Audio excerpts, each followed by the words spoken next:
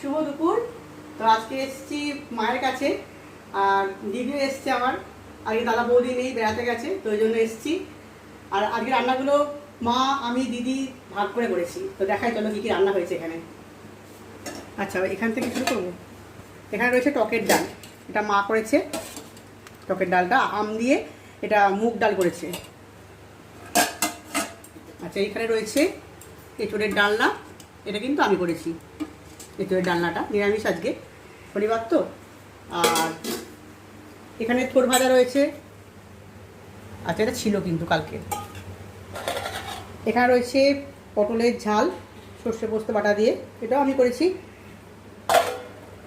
আর এই যে এখানে রয়েছে ঝিঙে আলু পোস্ত, এটা করেছে আমার দিদি।